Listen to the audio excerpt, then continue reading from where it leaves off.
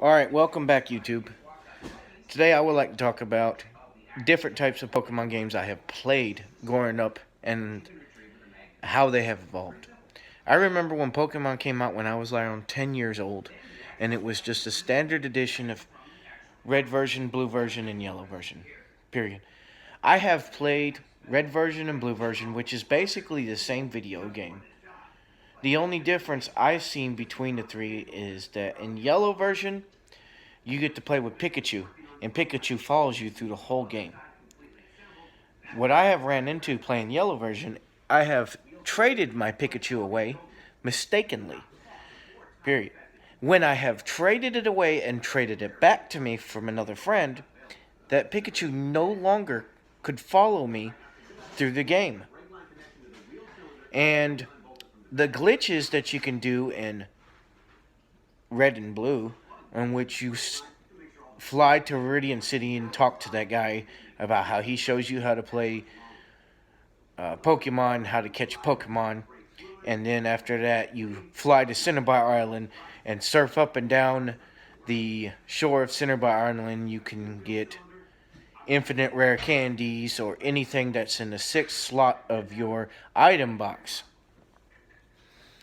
I have done this many times growing up. I had infinite master balls, infinite rare candies, infinite ultra balls, and other items that I needed. But the most thing that would work the best was rare candies and status ups. Status ups, PP up, HP up, those type of status items that will raise your status by 1 on each individual area.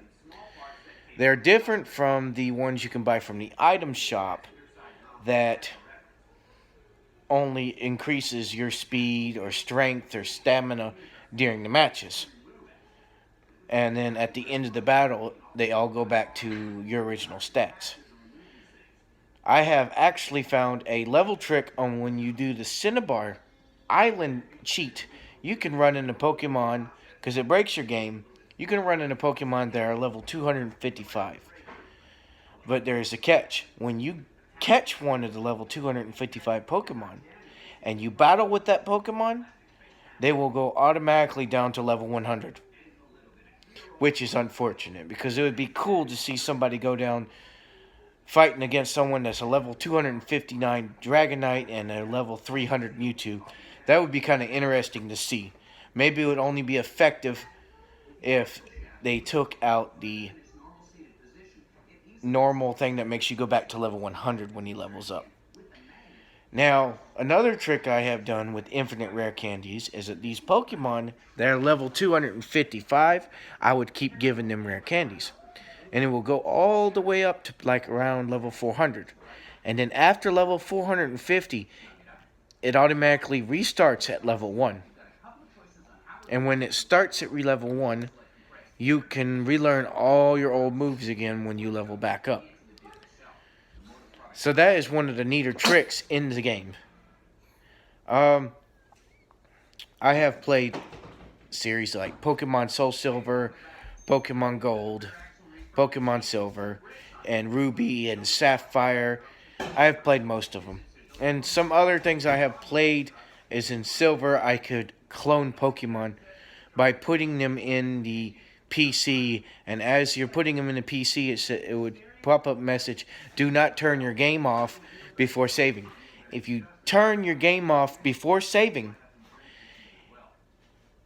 when you turn the game back on, you'll have another Pokemon in that Pokemon box. And it's kind of like the infinite item trick of Pokemon Red and Blue.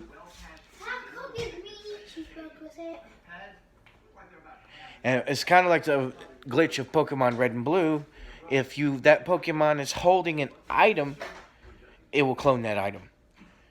However, it's kind of inconvenient because then you have to clone 300 Pokemon just to get 300 rare candies. And it's time consuming and it can break your game just like the cheat in Red and Blue version. And if you're asking if the cheat works in yellow version, it does not. The cheat for Cinnabar Island only does not work in yellow version.